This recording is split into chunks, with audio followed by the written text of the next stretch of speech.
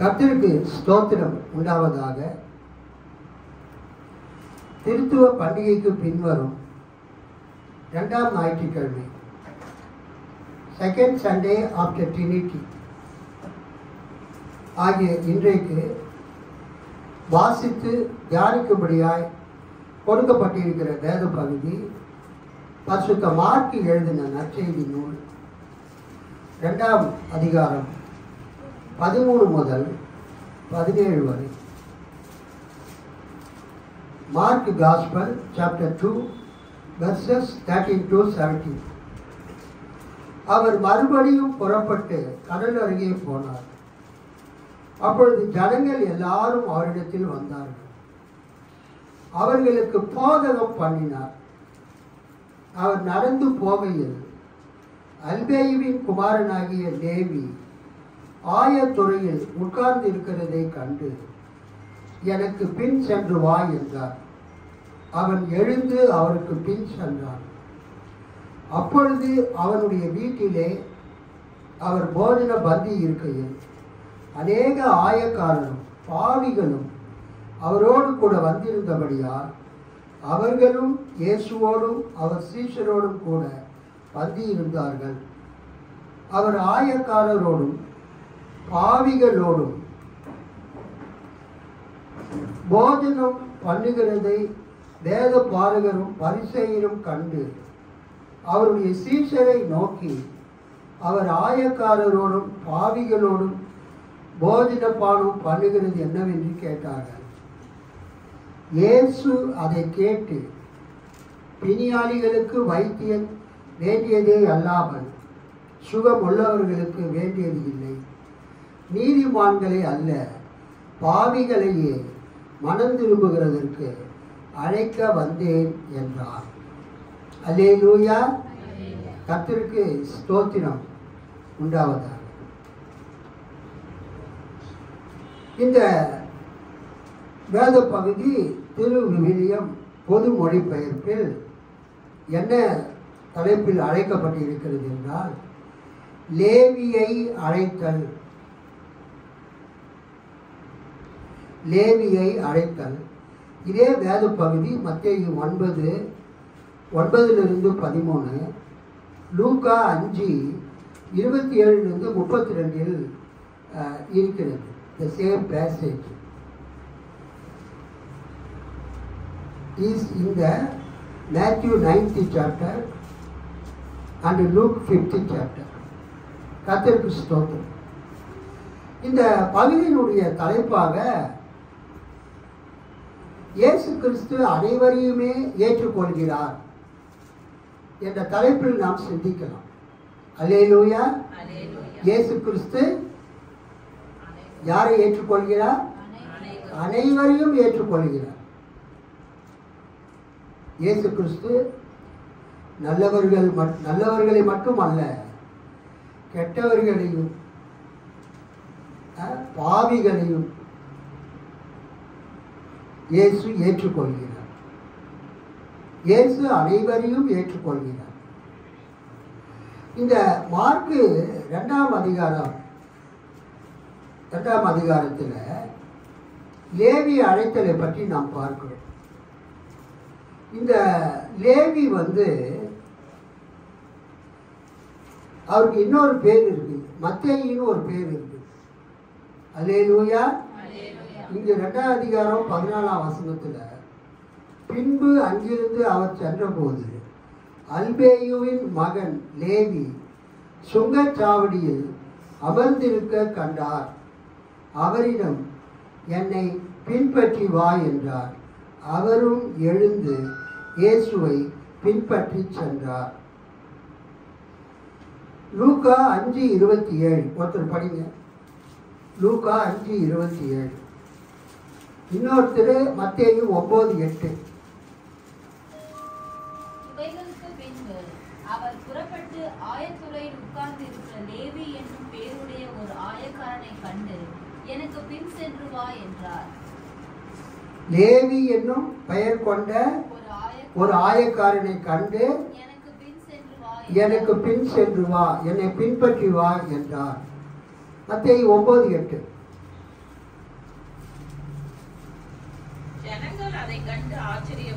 மனுஷருக்கு இப்படிப்பட்ட அதிகாரத்தை கொடுத்தவராகிய தேவனை மகிமைப்படுத்தினார்கள். இயேசு அவ்விடம் விட்டு புறப்பட்டு போகையில் ஆயத்துறையில் உட்கார்ந்திருந்த மத்தேயு என்னும் ஒரு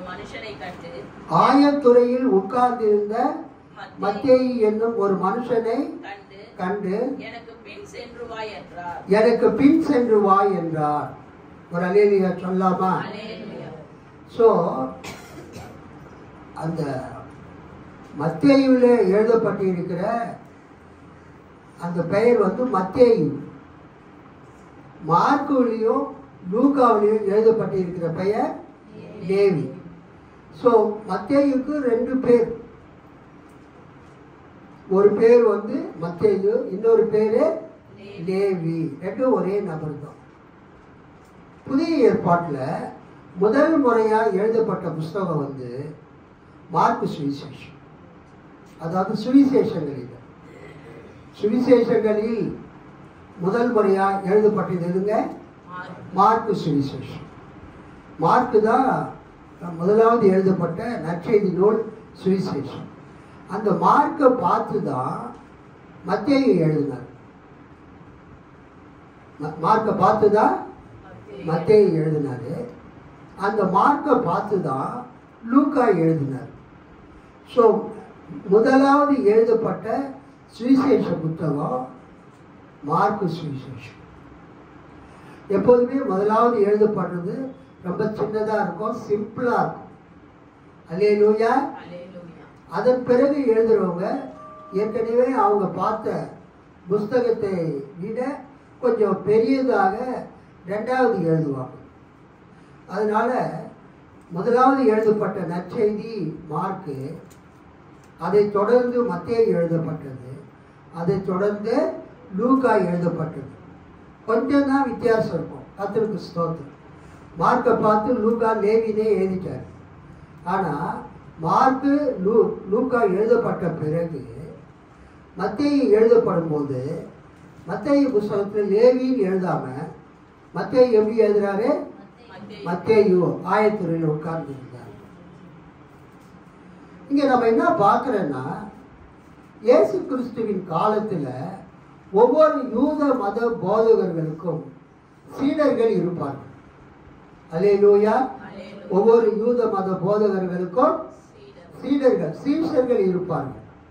தங்கள் போதகருடைய கொள்கைகளை அந்த சீடர்கள் மற்றவர்களுக்கு அதை சொல்லுவார்கள். தங்கள் போதகரிடத்திலே அந்த சீடர்கள் கற்றுக்கொள்வார்கள். கர்த்தருக்கு ஸ்தோத்திரம். ஸோ இயேசு கிறிஸ்து 1ஆம் அதிகாரத்தை நீங்க பார்த்தீங்கன்னா, மத்தேயு 1வது அதிகாரத்தில் இயேசு கிறிஸ்து முதல் சீடர்களை அழைத்தார். மார்க்கு 1வது அதிகாரத்தில் 16 முதல் 20ஆம் வசனத்தில், மார்க்கு 1ஆம் அதிகாரம் 16லிருந்து 20 வரைக்கும் நீங்க பார்த்தீங்கன்னா, அவர் கலிலேயா கடலோரமாய் சென்றபோது சீமோனையும் அவர் சகோதரரான அந்திரேயாவையும் கண்டார். அவர்கள் கடலில் வலை வீசி கொண்டிருந்தார்கள், ஏனெனில் அவர்கள் மீன் பிடிப்பவர்கள். இயேசு அவர்களை பார்த்து, என் பின்னே வாருங்கள், நான் உங்களை மனிதரை பிடிப்பவர்கள் ஆக்குவேன் என்றார். உடனே அவர்கள் வலைகளை விட்டு அவரை பின்பற்றினார்கள். ஸோ இயேசு கப்பர்நகும் என்கிற ஊரில் தங்கி இருக்கிறார். அந்த கப்பர்நகும் எங்கே இருக்குது என்றால், கலிலேயா கடற்கரை ஓரமாக இருக்கிற ஒரு பட்டணம், ஒரு நகர். அந்த கப்பர்நகுமில் தங்கி இருக்கும்போது அவர் கலிலேயா கடல் ஓரமாக அவர் நடந்து சென்றபோது சீமோனையும் அவர் சகோதரரான அந்திரேயாவையும் கண்டார். அப்போது அவர்கள் என்ன செய்து கொண்டிருக்கிறார்கள்? அவர்கள் கடலில் வலை வீசி கொண்டிருந்தார்கள், ஏனெனில் அவர்கள் மீன் பிடிப்பவர்கள். அவங்க தொழில் மீன் பிடிக்கிறது. இயேசு அவர்களை பார்த்து பேசுகிறார், என் பின்னே வாருங்கள், ஃபாலோ மீ. அல்லேலூயா. என் பின்னே வாருங்கள், ஃபாலோ மீ.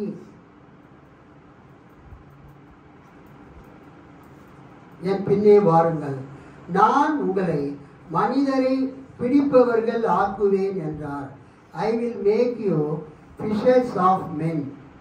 என் பின்னே வாருங்கள், மீன் பிடிக்கிறவர்களாகி உங்களை நான் மனிதர்களை பிடிக்கிறவர்களாக மாற்றுவேன் என்று சொல்லுகிறார்.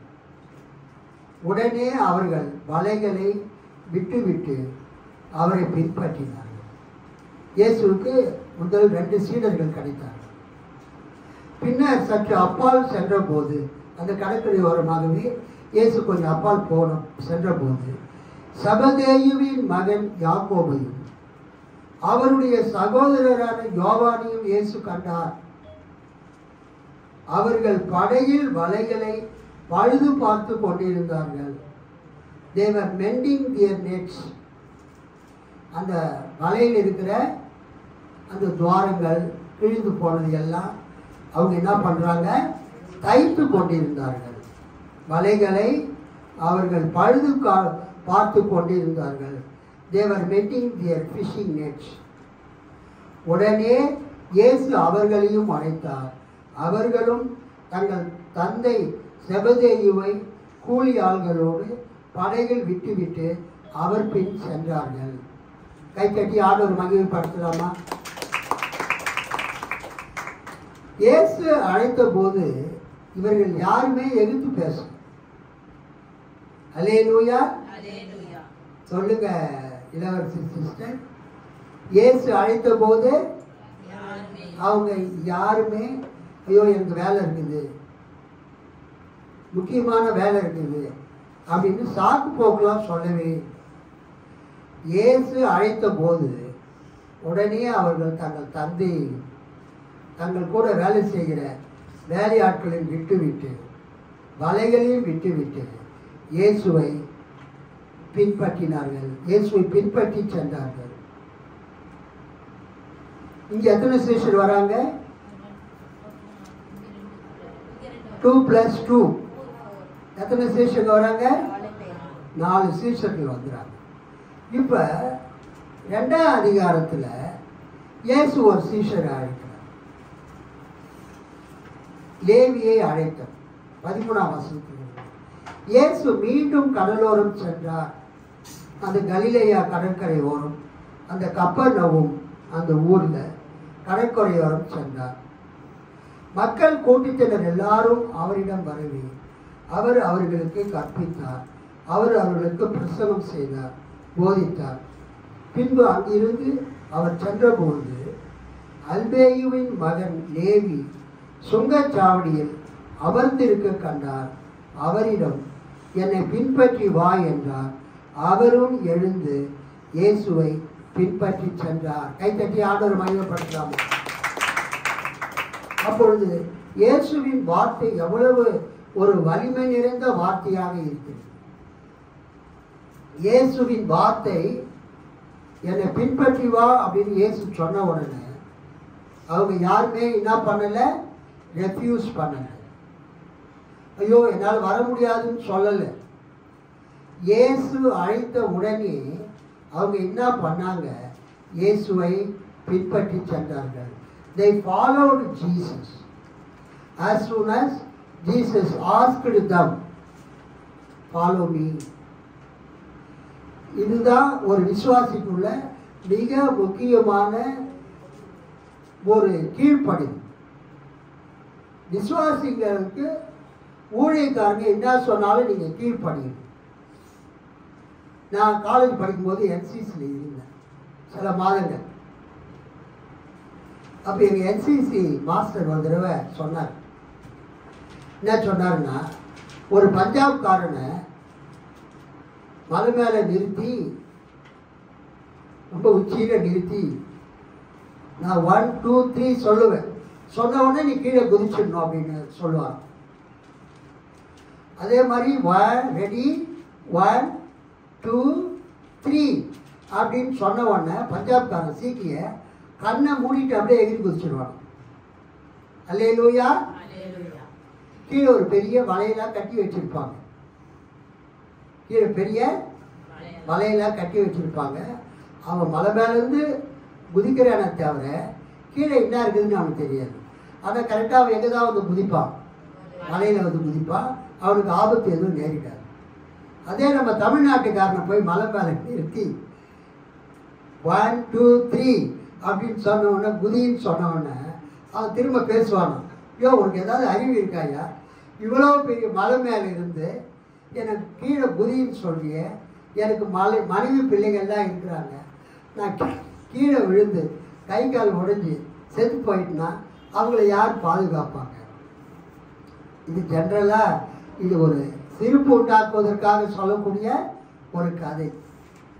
தமிழ்நாட்டுக்காரங்களும் மிலிட்ரியில் இருக்கிறாங்க, சுப்பீரியர் ஆர்டர்ஸ்க்கு கீழ்ப்படிவாங்க, மேலுள்ள அதிகாரத்துக்கு என்ன பண்ணுவாங்க, கீழ்ப்படிவாங்க. இருந்தாலும் ஒரு வித்தியாசத்தை காண்பிப்பதற்காக அந்த கதையை அந்த ஐயா சொன்னார். இயேசு தனது சீடர்களை அழைக்கிறத நீங்க பார்த்தீங்கன்னா, இயேசு ஃபர்ஸ்ட் யாரை அழைக்கிறாரு? சீமோன் பேதுருவையும் அவன் சகோதரனாகிய அந்திரேயாவை அழைக்கிறார்.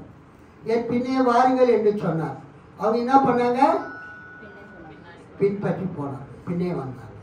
அடுத்தது இயேசு என்ன பண்ணார்? யாரை அழைத்தார்? செபதேயின் குமாரனாகிய யாக்கோபையும் சகோதரனாகிய யோவானையும் அழைத்தார். உடனே அவங்க என்ன பண்ணாங்க? அவரை பின்பற்றி போனாங்க. 2ஆம் அதிகாரத்தில் ஆண்டவர் லேவியை அழைக்கிறார்.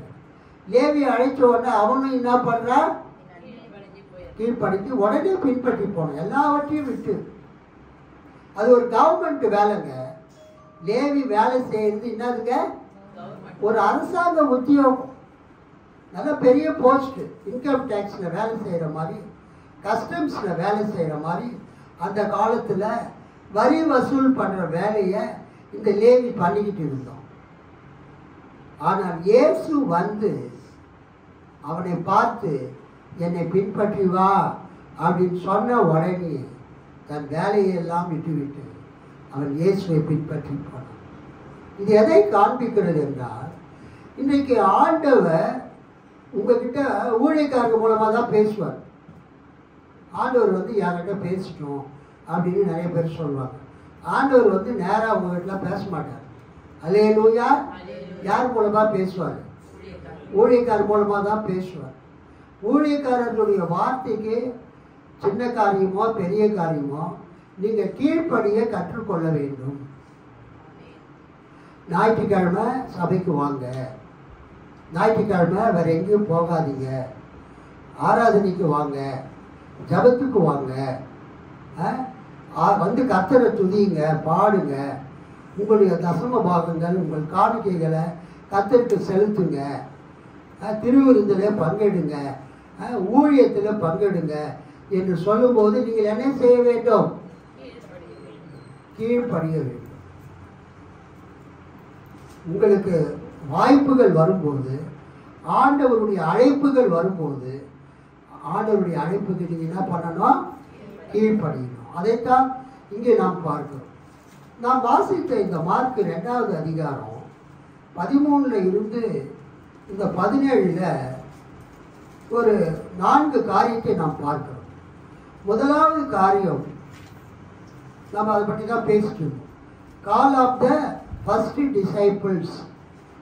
இயேசுவுக்கு 12 சீடர்கள் இருந்தாங்க. நம்ம என்ன நினச்சிட்டு இருக்கிறோன்னா, இயேசு 12 பேரையும் ஒரே நாளில் தேர்ந்தெடுத்தார். அப்படி இல்லை. இயேசு கொஞ்சம் கொஞ்சமாக தான் சீடர்களை என்ன பண்ணுறாரு? அவர் தேர்ந்தெடுத்தார்.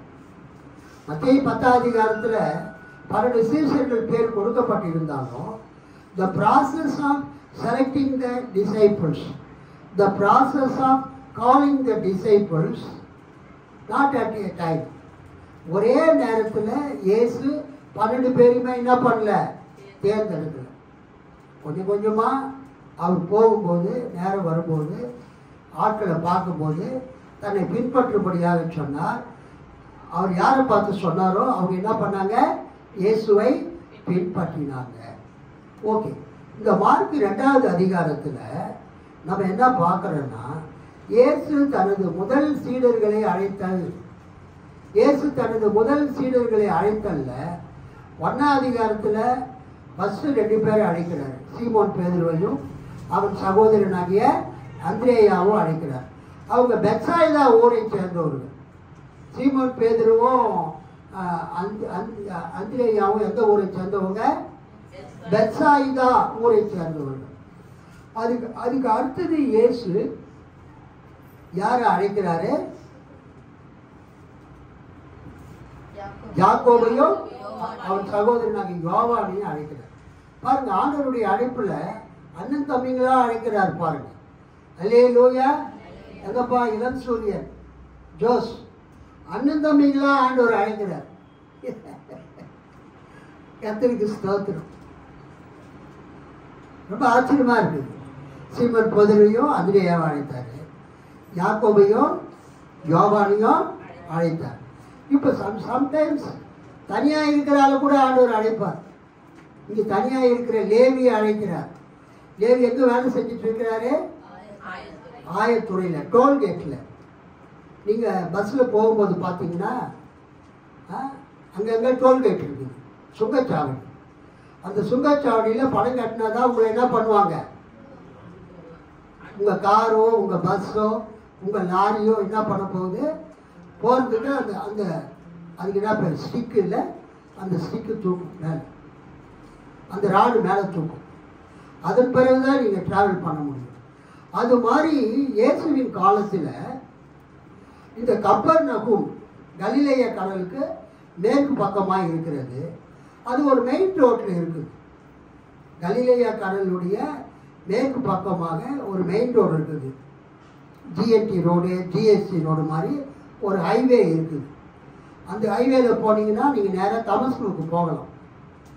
கீழே வந்து எருசலேம் அது மத்திய தரைக்கடல் போன்ற பகுதிகளுக்கு போகலாம்.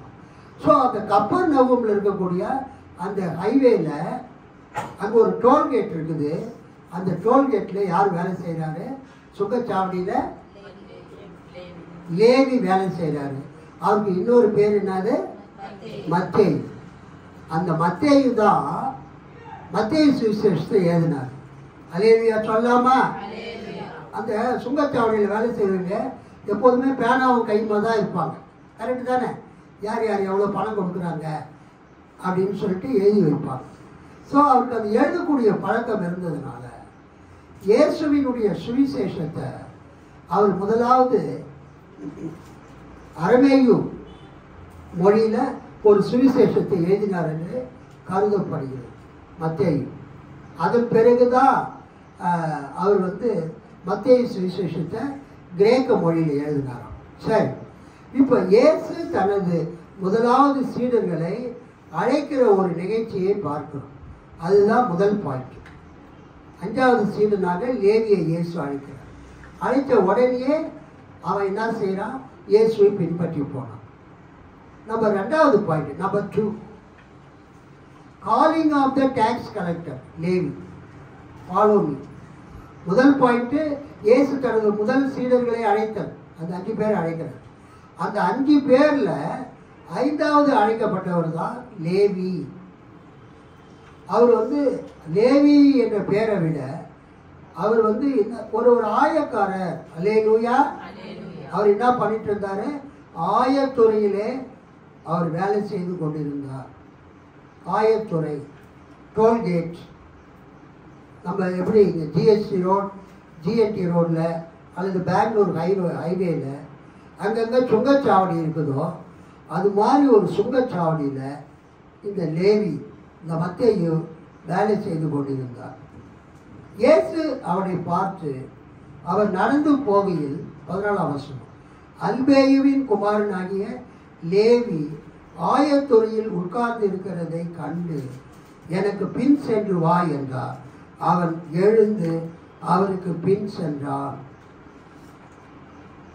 இந்த ஆயத்துறை அதுக்கு என்ன பேர் பிரதர்? அந்த நம்ம வரி காட்டுறோம் மெயின் ரோட்ல டோல்கேட்டா? சுங்கச்சாவடி.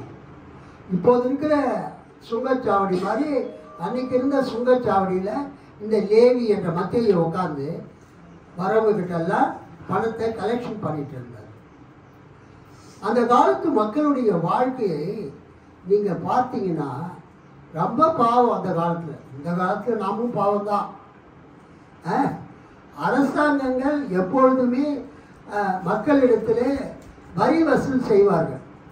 2000 வருஷத்துக்கு முன்னால பாலஸ்தீன தேசத்தை ரோமர்கள் ஆட்சி புரிந்த போது அவங்க மக்களிடத்துல வரி வசூல் பண்ணாங்க. நான் வாசிக்கிறேன், கவனிங்க. இது South Asia Bible commentary Brian Wintle என்பவர் எடிட் பண்ணது. South Asia Bible commentary.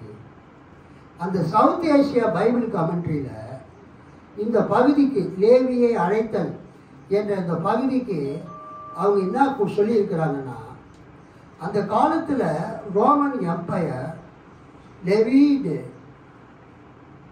a number of taxes on its subjects.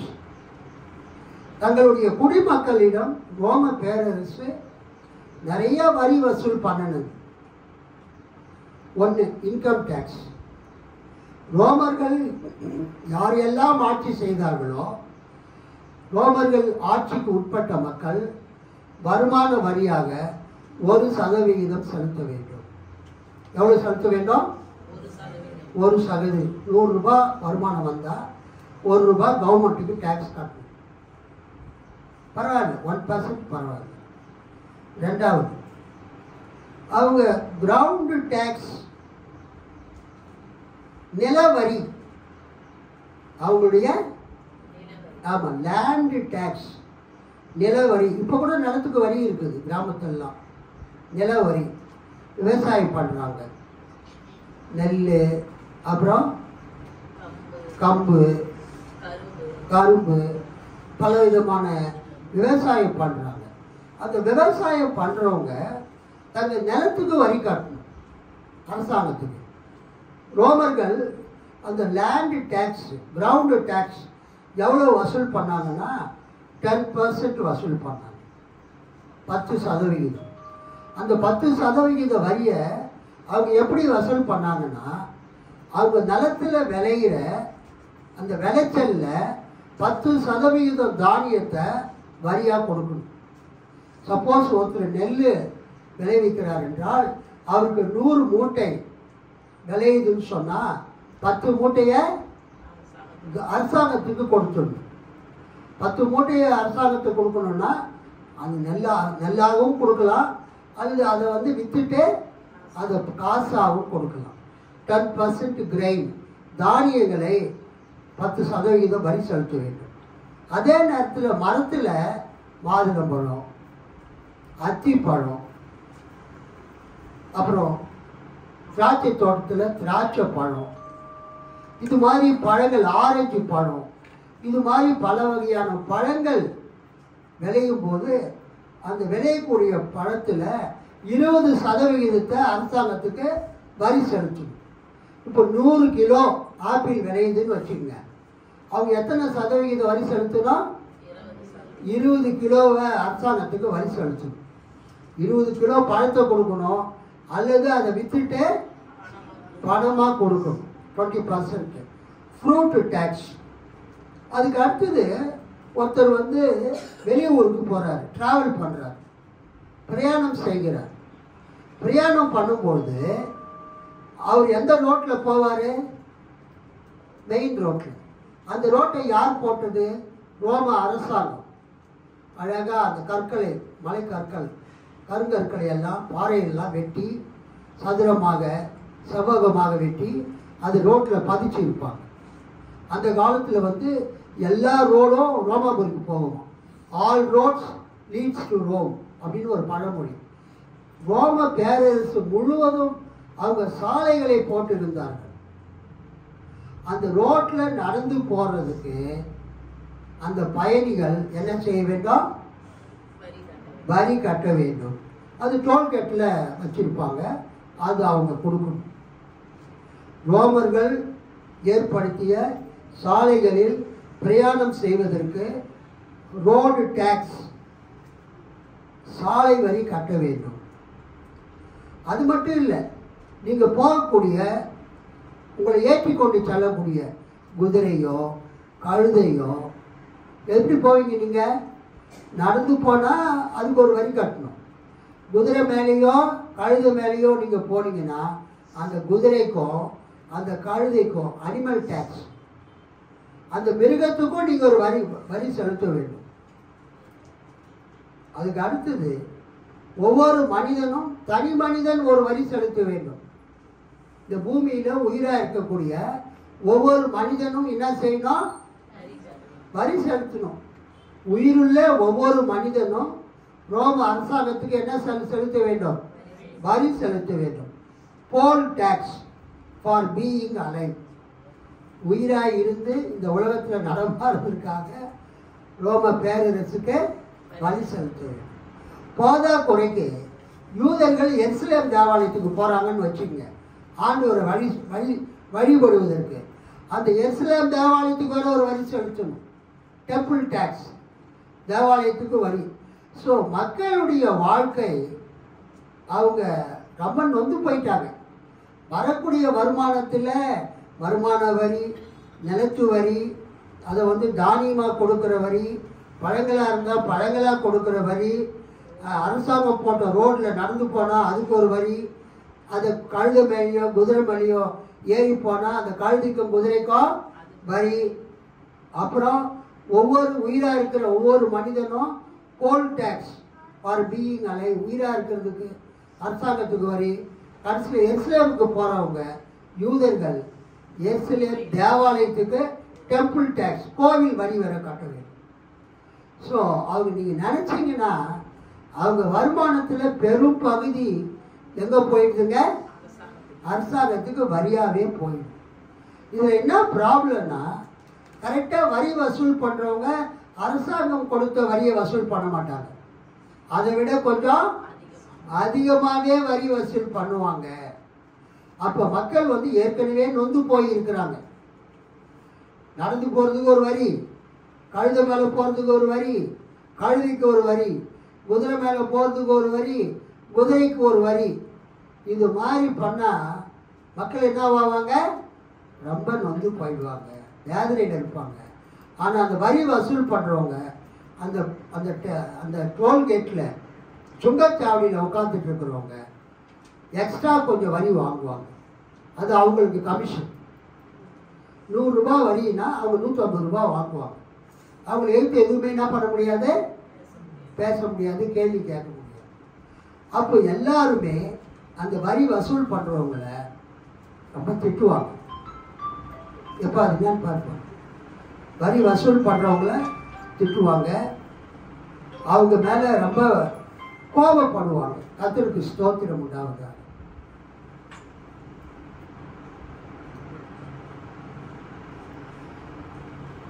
So இயேசு மத்தேயு 11:28 சொல்வார், வருத்தப்பட்டு பாரம் சுமக்கிறவர்களே நீங்கள் எல்லாரும் என்னென்னைக்கு வாருங்கள், நான் உங்களுக்கு இளைப்பாறுதல் தருவேன். அந்த வசனத்துக்கு ரொம்ப ஆழ்ந்த அர்த்தம் இருக்குது. அந்த மக்கள் பல வகையான வரிகளை கட்டி அரசாங்கத்துக்கு ரொம்ப நொந்து போன நிலைமையில், ஒரு சங்கடமான நிலைமையில் இருக்கிறாங்க. ரெண்டாவது நம்ம என்ன பார்க்குறோன்னா, அந்த மக்கள் யூத நியாயப்பிரமாண போதகர்கள், பரிசேயர், சதுசேயர், வேத பாரகருடைய கடினமான உபதேசத்தினாலையும் அவங்க பாதிக்கப்பட்டு இருக்கிறாங்க. ஒரு அல்லேலூயா சொல்லாமா? ஸோ இப்படிப்பட்ட சூழ்நிலையில் நம்ம என்ன பார்க்குறோன்னு சொன்னால், மக்களுடைய வாழ்க்கை ஒரு வருத்தமான வாழ்க்கையாக இருக்கிறது, ஒரு நிம்மதியில்லாத வாழ்க்கையாக இருக்கிறது. இப்படிப்பட்ட மக்களைத்தான் இயேசு கிறிஸ்து என்ன சொல்கிறாரு, வருத்தப்பட்டு பாரம் சுமக்கிறவர்களே நீங்கள் எல்லாரும் என்னென்னைக்கு வாருங்கள், நான் உங்களுக்கு இளைப்பாறுதல் தருவேன். அது ரொம்ப அருமையான வசனம். ஏன் மக்கள் வருத்தப்படுறாங்கன்னா, இதெல்லாம் நீங்கள் கூட்டி கழிச்சு பார்த்தீங்கன்னா, ஒட்டுமொத்தமாக பார்த்தீங்கன்னா மக்கள் வாழ்க்கை முழுவதுமே எப்படி இருக்குதுங்க, ஒரு மன சங்கடமான வாழ்க்கை, வருத்தமான வாழ்க்கையாக இருக்கிறது. துயரத்தில் துன்பத்தில் மக்கள் வாழ்ந்து கொண்டு இருக்கிறாங்க. அத்தனை பேரையும் இயேசு தன்னைக்கு அழைக்கிறார், அவர்களுக்கு இளைப்பாறுதல் தருவேன் என்று சொல்கிறார். அதுக்கு அடுத்ததாக நம்ம என்ன பார்க்குறோன்னா, இயேசு முதலாவது தன் முதல் சீடர்களை அழைத்தார். ரெண்டாவது ஆயத்துறையிலே ஆயக்காரனாக இருந்த அந்த லேவியை மத்தேயுவை அழைத்தார். மத்தேயு வந்து ஒரு கவர்மெண்ட் சர்வெண்ட். அல்லேலூயா. அல்லேலூயா. ஒரு இன்கம் டேக்ஸ் ஆஃபீஸர், ஒரு கஸ்டம்ஸ் அதிகாரி மாதிரி, கஸ்டம்ஸ் ஆஃபீஸர் மாதிரி அந்த லேவி என்ற மத்தேயு கப்பர்நகூம்ல அவர் ஆயத்துறையில் உட்கார்ந்துட்டு இருக்கிறார். அவருக்கு ராஜா யாருன்னா ஏரோது அந்திப்பா, கலிலேயாவுடைய அரசர். அவருடைய கண்ட்ரோலில் இருக்கிறார். ஆனால் இயேசு கூப்பிட்ட உடனே அவர் யாரை பற்றியுமே நினைக்கல. அல்லேலூயா. ராஜாவையும் நினைக்கல, தனக்கு வரக்கூடிய வருமானத்தையும் நினைக்கல, அவர் வாங்கி வச்சிருக்கிற பணத்தையும் நினைக்கல. எல்லாத்தையுமே கூட இருக்கிறவங்ககிட்ட கொடுத்துட்டு, எப்பா இதெல்லாம் நீங்கள் பார்த்துக்கணும்னு சொல்லிட்டு அவர் இயேசுவை பின்பற்ற ஆரம்பித்தார். இதிலிருந்து நாம் என்ன தெரிஞ்சுக்கிறோம்? ஆண்டவருடைய அழைப்பு நமக்கு வரும்போது, ஆண்டவர் உங்களை அழைக்கும் போது நீங்க ஆண்டவருடைய அழைப்புக்கு கீழ்ப்படிய வேண்டும். அல்லேலூயா. உங்களுக்கு எவ்வளவு வேலை இருந்தாலும் எல்லா வேலையும் நீங்க ஒதுக்கி வைத்து விட்டு ஆண்டவரை தேட வர வேண்டும். மூன்றாவது, Jesus accepts the sinners of the sinners and the socially outcast people. சமுதாயத்தில் யார் பாவிகளாக இருக்கிறாங்களோ, சமுதாயத்தில் யார் புறம்பானவர்களாக இருக்கிறாங்களோ அவங்களை இயேசு ஏற்றுக்கொள்கிறார். அல்லேலூயா. பொதுவாக தலைவர்கள், போதகர்கள் நல்லவர்களைத்தான் தங்கள் பக்கம் இழுத்துக் கொள்வார், கெட்டவர்களை இழுத்துக் கொள்ள மாட்டார்கள். ஆனால் இங்கே நம்ம என்ன பார்க்குறோன்னா, இயேசு கிறிஸ்து அனைத்து மக்களையுமே தன்னடைக்கு இழுத்து கொண்டார். அந்த செய்தியை நாம் பார்க்கிறோம். எப்படி பார்க்கிறோம்? 15. பின்பு அவருடைய வீட்டில், அதாவது லேவியினுடைய வீட்டில் பந்தி அமர்ந்திருந்த போது வரி தண்டுபவர்கள், ஆயக்காரர்கள், பாவிகள் ஆகிய பலர் இயேசுவோடும் அவருடைய சீடரோடும் விருந்து உண்டனர். ஏனெனில் இவர்களுள் பலர் இயேசுவை பின்பற்றியவர்கள். அவர் பாவிகளோடும் வரி தண்டுபவர்களோடும், அவர் பாவிகளோடும் வரி வசூல் செய்பவர்களோடும் உண்பதை பரிசேயரை சார்ந்த மறைநூல் அறிஞர் கண்டு அவருடைய சீடரிடம், இவர் வரி தண்டுபவர்களோடும் ஆயக்காரர்களோடும் பாவிகளோடும் சேர்ந்து உண்பது ஏன் என்று கேட்டனர். இது ஒரு நல்ல பகுதி. சீடர்கள் என்கிற வார்த்தை இந்த இடத்துல தான் மார்க்கு சுவிசேஷத்தில் முதலாவது வருகிறது. அல்லேலூயா. சீடர்கள் என்கிற வார்த்தை மார்க்குவில் எங்க முதலாவது வருது? இந்த இடத்துல தான் வருது. 16ஆம் வசனத்தில் அவர் பாவிகளோடும் வரி தண்டுபவர்களோடும் வரி வசூலிப்பவர்களோடும் உண்பதை பரிசேயரை சார்ந்த மறைநூல் வேத பாரகர்கள் அறிஞர் கண்டு அவருடைய சீடரிடம். ஸோ சீடர் என்கிற வார்த்தை முதலாவது எங்க வருது? இங்கே தான் வருது. இயேசுவின் சீடர், டிசைபிள் ஆஃப் ஜீசஸ். இயேசுவை பின்பற்றுகிறவர்கள் இயேசுவின் சீடர்கள். கைத்தட்டி ஆண்டவர் மகிழ்ச்சி பார்க்கலாம். மத்தேயு 28வது அதிகாரம் 18ஆம் வசனம் படிக்கும். மத்தேயு 28:18. அப்பொழுது இயேசு சமீபத்தில் வந்து அவர்களை நோக்கி, வானத்திலும் பூமியிலும் சகல அதிகாரமும் எனக்கு கொடுக்கப்பட்டிருக்கிறது. ஆகையால் நீங்கள் புறப்பட்டு போய் சகல ஜாதிகளையும் சீஷராக்கி பிதா குமாரன் பரிசுத்த ஆவிய நாமத்திலே அவர்களுக்கு ஞானஸ்தானம் கொடுத்து, நான் உங்களுக்கு கட்டளையிட்ட யாவையும் அவர்கள் கை கொள்ளும்படி அவர்களுக்கு உபதேசம் பண்ணுங்கள். இதோ உலகத்தின் முடிவு பரியந்தம் சகல நாட்களிலும் நான் உங்களுடனே கூட இருக்கிறேன் என்றார். ஆமென். நீங்கள் புறப்பட்டு போய் சகல ஜாதிகளையும் சீஷராக்கி, make disciples of all nations, make disciples of all ethnic people. சகல மக்கள் இனத்தாரையும் நீங்கள் சீடராக்குங்கள். இயேசுவினுடைய பிரதான கட்டளை, மாபெரும் கட்டளை என்னவென்றால், இந்த உலகத்தில் இருக்கிற எல்லா மக்கள் இனத்தாரும் இயேசுவுக்கு சீடர்களாக வேண்டும். அல்லேலூயா. சீடர்கள் என்றால் என்ன அர்த்தம்? இயேசுவை பின்பற்றுகிறவர்கள். சீடர்கள்னா யாருங்க? இயேசுவை பின்பற்றுகிறவர்கள். நாம் அனைவரும் தேவனுடைய பிள்ளைகள், கடவுளுடைய மக்கள், இறை மக்கள்.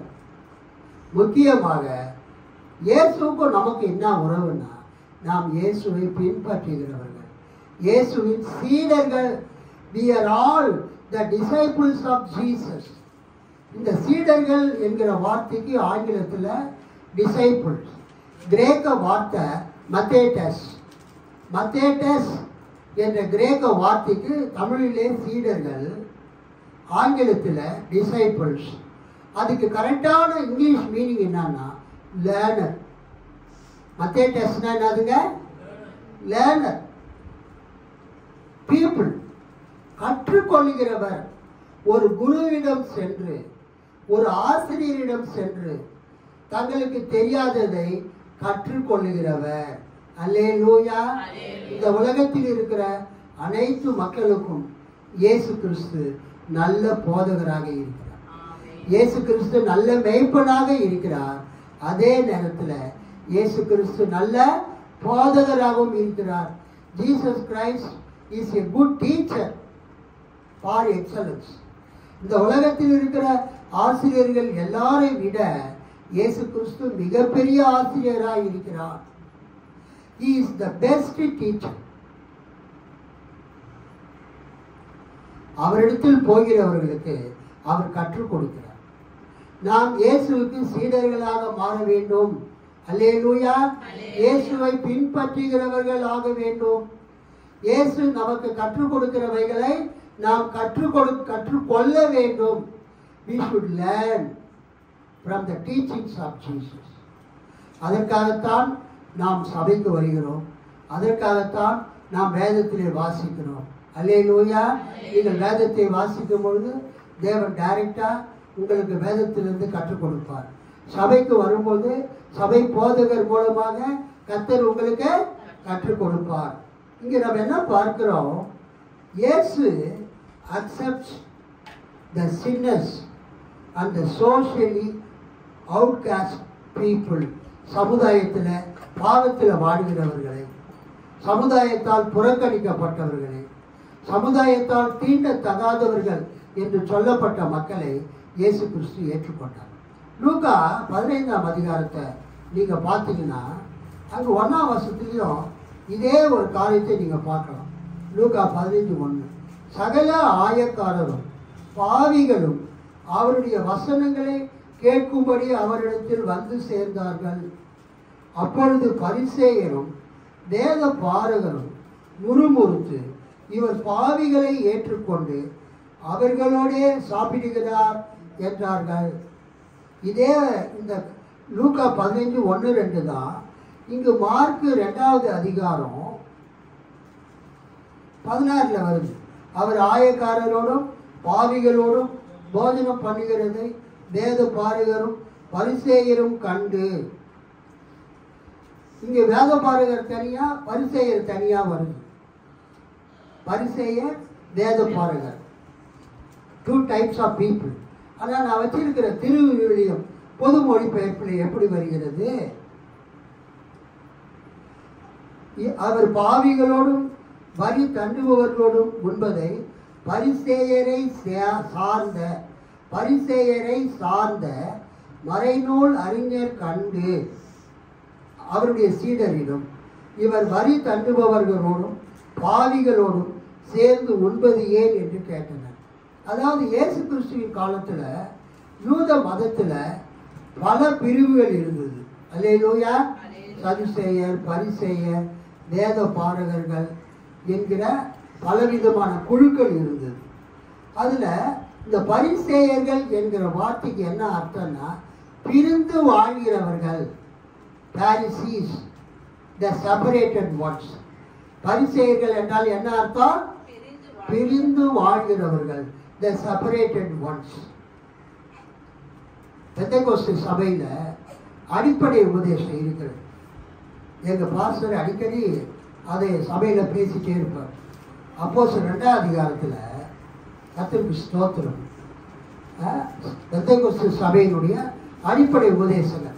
பெண்டிகாஸ்து சர்ச்சுக்கு முதல் முறையாக ஒருத்தர் ரட்சிக்கப்பட்டு ஞானஸ்தானம் எடுத்து போகும்போது அந்த சபை போதைகள் அதிகமாக அவங்க பேசுவாங்க.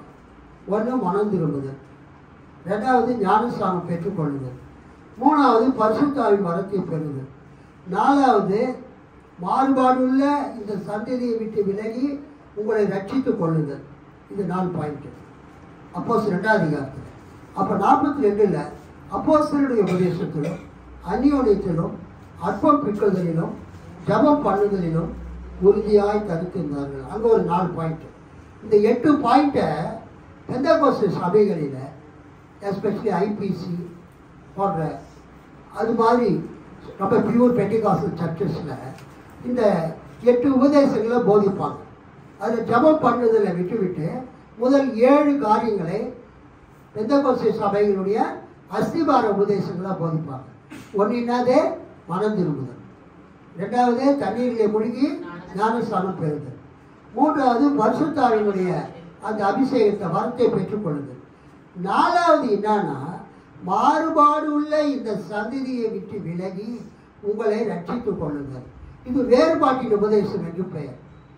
அதனால்தான் இப்போ கிடையாது, இப்போ எல்லாம் டோட்டலி சேஞ்ச் ஆயிடுச்சு. பெண்டிகாஸ்டல் சர்ச்சு, சிஎஸ்ஐ சர்ச்சில் இருக்கிறவங்களாம் பாதி பேர் பெண்டிகாஸ்டில் இருக்கிறாங்க. லுத்தரன் சர்ச்சில் இருக்கிறவங்க பாதி பேர் எங்கே இருக்கிறாங்க? பெண்டிகாஸ்டல் சர்ச்சில் இருக்கிறாங்க. அப்போதான் ஒரு சர்ச்சுக்கு போகிறவங்க வேற சர்ச்சுக்கு போக மாட்டாங்க. நீ லுத்தரன்லேருந்து பெண்டிகாஸ்ட் வந்துட்டியா, திரும்ப நீ லுத்தரனுக்கு போகக்கூடாது. நீ சிஎஸ்ஐலேருந்து லுத்தரனுக்கு பெண்டிகாஸ்ட்டுக்கு வந்துட்டியா, திரும்ப எங்கே போகக்கூடாது? சிஎஸ்ஐக்கு போகக்கூடாது. கத்தோலிக்க சபையிலிருந்து நீ பெண்டிகாஸ்ட்டுக்கு வந்துட்டியா, திரும்ப எங்கே போகக்கூடாது? கத்தோலிக்க சபைக்கு போகக்கூடாது. இதுதான் பியூர் பெண்டிகாஸ்ட் தான். நான் அதனால தான் திரும்ப திரும்ப இதை வலியுறுத்துறது. ஒரு விதத்தில் அது நல்லது. ஒரு விசுவாசிக்கு ஒரு பாஸ்டர் தான் இருக்கணும். சிலர் என்ன பண்ணுறாங்க, ஊரில் டிஎல்சியில் மெம்பராக இருப்பாங்க. பட்டுக்கோட்டையில் திருவள்ளூருக்கு வந்தால் அங்கே சிஎஸ்சி சர்ச்சில் அவங்க மெம்பராக இருப்பாங்க. அப்புறம் எங்கள் சைதாப்பேட்டையில் ஏஜி சர்ச்சில் மெம்பராக இருப்பாங்க. 3 சர்ச்சுக்குமே சந்தா கட்டுவாங்க. அல்லேலூயா. அவங்க என்ன சொல்லுவாங்க, நம்ம டிஎல்சியில் பிறந்தோம், அதனால அங்கே ஒரு சந்தா கட்டணும். நாளைக்கு நம்ம பிள்ளைங்களுக்கு கல்யாணம் பண்ணணும்னா அந்த சர்ச்சு நமக்கு தேவைப்படும், விட்டுறக்கூடாது. இப்போ நம்ம வேலை செய்கிறோம் ஸ்டேட் பேங்க்கில் திருவள்ளூரில், அதனால அங்கே சிஎஸ்ஐக்கு போகிறோம். அதனால அங்கே என்ன பண்ணணும், சிஎஸ்ஐயில் சந்தா கட்டணும். இந்த டிஎல்சிலையோ இந்த சிஎஸ்ஐலையோ ஆவிக்குரிய ஆதாரம் போதுமானதாக கிடைக்கல. அதனால பெண்டிகாஸ்டல் சர்ச்சுக்கு போகிறோம். ஏஜிக்கோ சிபிஎம்முக்கோ மாரநாதாவுக்கோ சர்ச்சாமுகாடுக்கோ போகிறோம். அங்கேயே ஒரு தசமபாகத்தை கொடுத்துடணும். நான் இதை தான் தப்புன்னு சொல்கிறேன். ஏதாவது ஒரு விசுவாசி ஒரு சபையில் நிரந்தரமாக ஐக்கியம் வைத்துக் கொள்ள வேண்டும். அல்லேலூயா. ஆற்றில் ஒரு கால் சேத்துல ஒரு கால் வைக்கவே கூடாது. ஒரு சபைக்கு நீங்கள் ஒழுங்காக போகணும். Rolling stone gather no moss. ஒரு கல் உருண்டு ஓடிக்கொண்டே இருந்தால் அந்த கல் என்ன பண்ணாது? மண்ணை சேகரிக்காது, மண்ணு படியாது. ஏதாவது ஒரு சபை, அந்த சபைக்கு நீங்கள் ஒழுங்காக போனீங்கன்னா ஆண்டவர் உங்களை என்ன பண்ணுவார்? உங்களை வழிநடத்துவார், உங்களை ஆசீர்வதிப்பார். ஆனால் இன்னைக்கு அதெல்லாம் நம்ம பேச முடியல. ஏனென்றால் இன்னைக்கு மெட்ராஸில் இருக்க மக்கள் எப்படிப்பட்டவங்களா இருக்கிறாங்க? ஒரே நேரத்தில் 3 சபை 4 சபைக்கு அவங்க சந்தா கட்டிட்டு 4 சபையிலுமே அவங்க மெம்பராக இருக்கிறாங்க. 4 சபையிலும் பெனிஃபிட் வாங்கிக்கிறாங்க. அல்லேலூயா. பையனுக்கோ பொண்ணுக்கோ சிஎஸ்ஐயில் மாப்பிள்ளை கிடைச்சா சிஎஸ்ஐயில் கல்யாணம் பண்ணிக்கிறாங்க. பையனுக்கோ பெண்ணுக்கோ பெண்டிகாஸ்டில் பொண்ணு கிடைச்சாக்கா பெண்டிகாஸ்டில் கல்யாணம் பண்ணுறாங்க. அவங்க பர்பஸ் கடவுளை தேடுறது, ஆவிக்குரிய வாழ்க்கையில் வளர்றதுலாம் கிடையாது. ஃப்யூச்சரில் நமக்கு ஏதாவது தேவைப்பட்டால் நம்ம யூஸ் பண்ணிக்கலாம். ஆனால் என்னை பொறுத்த வரைக்கும் ஒரு கிறிஸ்துவ விசுவாசிக்கு, ஒரு கிறிஸ்துவ குடும்பத்துக்கு ஒரு சபை தான், ஒரு போதகர் தான் அவங்களுக்கு இருக்கணும். ஏனென்றால் அப்போதான் அவங்களுடைய ஆவிக்குரிய வாழ்க்கையை அந்த போதகர் கண்காணித்து அவங்களை என்ன பண்ண முடியும், நன்றாக வழிநடத்த முடியும். திரும்ப திரும்ப நம்ம சபைக்கு வரவங்கிட்ட நான் சொல்கிறது, என் சபைக்கு நீங்கள் வந்துட்டீங்கன்னா வேறு சபைக்கு போகக்கூடாது. அல்லேலூயா. இப்போ அந்த சந்திரன் ஐயா குடும்பத்தெல்லாம் அவங்க நம்ம சபைக்கு தான் வந்தாங்க. அப்போ நான் அவங்ககிட்ட சொன்னேன், தயவுசெய்து என் சபைக்கு வந்த பிறகு சிஎஸ்ஐக்கோ அந்த சபைக்கோ இந்த சபைக்கோ எங்கேயுமே நீங்கள் போகக்கூடாது. 4 ஞாயிற்றுக்கிழமையும் என் சபைக்கு வாங்க. உங்கள் வீட்டு நிகழ்ச்சிகளில் நம்ம சபை மக்கள் நான் வந்து ஜெபம் பண்ணுவேன். அதை அவங்க ஏற்றுக்கொள்ள வேண்டும். அப்புறம் அவங்க போயிட்டாங்க அவங்க விருப்பத்துக்கு. ஸோ இதை நான் ஏன் சொல்கிறேன்னா, இந்த பரிசேயர்களை பற்றி நம்ம படிக்கும்போது, பரிசேயர்கள் பாரிசீஸ் அப்படின்னா த செப்பரேட்டட் ஒன்ஸ். செப்பரேட்டட் ஒன்ஸ்னா என்ன அர்த்தம்னா, அவங்க தங்கள் வாழ்க்கையை பரிசுத்தமாக காத்து கொண்டனர். அல்லேலூயா. அவங்க இந்த உலகத்தில் புனிதமாக வாழ்ந்தனர். அவங்க மக்கள் மத்தியில் நல்ல நற்சாட்சி பெற்றிருந்தாங்க. அது ஒரு முக்கியமான பாயிண்ட். பரிசேயர்கள் யூத மக்கள் மத்தியில் என்ன பெற்றிருந்தாங்க, நற்சாட்சி பெற்றிருந்தாங்க. they lived a holy life, they lived a sacred life. ஒரு பரிசுத்தமான வாழ்க்கையை பரிசேயர்கள் வாழ்ந்தாங்க. வேத வசனத்தின்படி, நியாயப்பிரமாணத்தின்படி அவங்க வாழ்ந்தாங்க. அந்த பரிசேயருடைய அந்த மதத்தை பின்பற்றுகிறவர்கள் மற்றவங்களோடு அதிகமாக கலக்க மாட்டாங்க. அதன் அடிப்படையில் தான் இந்த பெந்தேகோஸ்தே, இந்த உபதேசம் வேறுபாட்டின் ஜீவியம் சொல்லுவாங்க.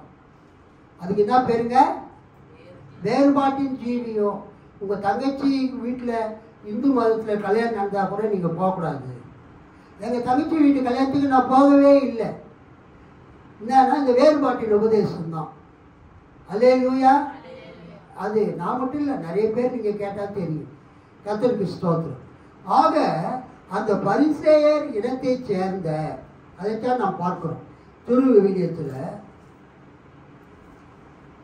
பரிசேயரை சார்ந்த மறைநூல் அறிஞர். நம்ம பழைய திருப்புதலில் வேத பாரகரும் பரிசேயர்னு இருக்கும். ஆனால் திருவிவிலியத்தில் பரிசேயர் இனத்தை சேர்ந்த மறைநூல் அறிஞர். வேத பாரகர் என்றால் வேதத்தை தோல் சுருளிலே எழுதுகிறவர்கள், பிரதி எடுக்கிறவர்கள் மட்டுமல்ல, மக்களுக்கு வேத உபதேசங்களை போதிக்கிறவர்கள், கற்றுக் கொடுக்கிறவர்கள். அவங்க கேட்குறாங்க, இன்னும் உங்கள் தலைவர், உங்கள் போதகர் ஆயக்காரரோடும் பாவிகளோடும் உட்கார்ந்து சாப்பிட்றாங்க. நாங்களாம் பாருங்க, பரிசேயர்கள் பாவிகளோடு சேரவே மாட்டோம். அல்லேலூயா. பாவத்தில் வாழுறவங்களோடு நாங்கள் சேர மாட்டோம். நாங்கள் பரிசுத்தமானவர்கள், பரிசுத்தமானவர்களோடு தான் நாங்கள் பழகுவோம். ஆனால் உங்கள் போதகர் இயேசு ஆயக்காரரோடும் பாவிகளோடும் அவர் உணவு அருந்துகிறார். புரியுதுங்களா? Jesus accepted all the people. லூக்கா 15:1 கூட நம்ம பார்க்கிறோம். ஆயக்காரரும் பாவிகளும் அவரிடத்தில் வந்தார்கள், அவர்களோடு அவர் சாப்பிட்டார். ஸோ இன்னைக்கு இருக்கிற ஒரு குட் நியூஸ் என்னன்னா, இயேசு உங்களை ஏற்றுக்கொள்கிறார். அல்லேலூயா. இயேசு நம்மை ஏற்றுக்கொள்கிறார். நம்ம யாரையும் நியாயந்திருக்கக்கூடாது. நம்ம நியாயந்திருக்கிறவர் இயேசு. நல்லவர்களோ கெட்டவர்களோ அனைவரையும் இயேசு ஏற்றுக்கொள்கிறார். அனைவருக்கும் இயேசு ரட்சிப்பை கொடுக்கிறார். அனைவருக்கும் இயேசு கடவுளுடைய ஆசீர்வாதத்தை கொடுக்கிறார். அனைவருக்கும் தனது அன்பை இயேசு வெளிப்படுத்துகிறார். அதனால நான் உயர்ந்தவன், நீங்க தாழ்ந்தவங்க, நான் உன்னை விட ரொம்ப பரிசுத்தவான், ஹோலியர் தேன் thou, உன்னை விட நான் ரொம்ப பரிசுத்தவான் என்றெல்லாம் நம்ம சொல்லவே கூடாது. நமது ஆண்டவர் அனைவரையுமே ஏற்றுக்கொள்கிறார். அல்லேலூயா. கர்த்தருக்கு ஸ்தோத்திரம். அதை நாம் இங்கு பார்க்கிறோம். இயேசு அனைவரையும் ஏற்றுக்கொள்கிறார்.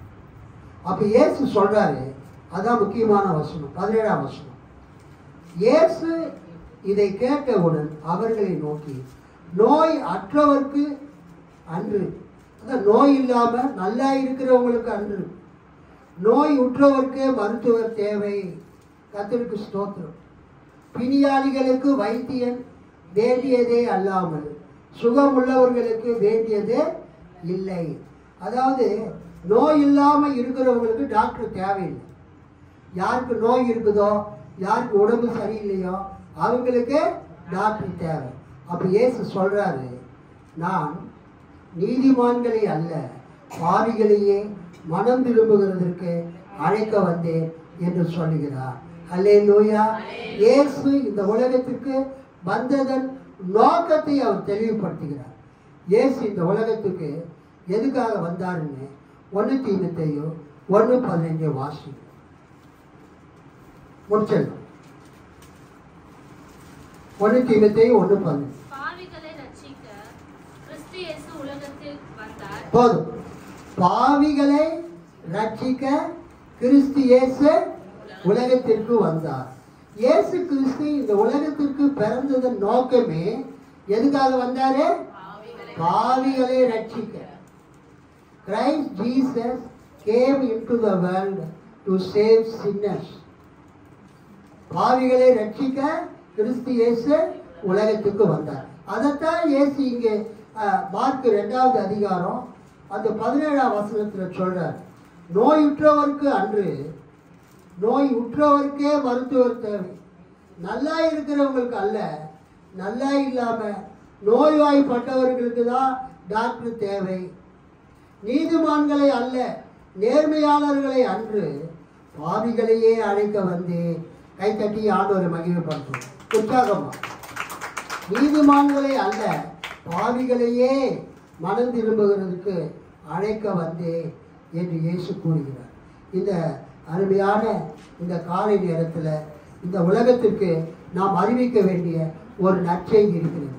அது என்ன நற்செய்தி? நல்லா இருக்கிறவங்களுக்கு டாக்டர் தேவையில்லை, நோயுற்றவங்களுக்கு தான் டாக்டர் தேவை.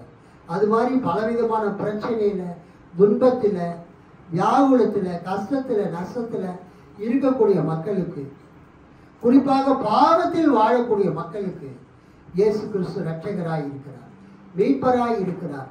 நாம் மனம் திரும்பி இயேசுவை ஏற்றுக்கொள்ளும் போது இயேசு நமது பாவங்களை மன்னிக்கிறார். இயேசு நம்மை அவருடைய மகனாக மகளாக ஏற்றுக்கொள்கிறார், அணைத்துக் கொள்கிறார். இது இந்த உலகத்துக்கு ஒரு நற்செய்தி. நாம் இயேசுவை வந்து அவருடைய ஆசீர்வாதத்தை பெற்றுக்கொள்வோம். ஆமென். God bless you.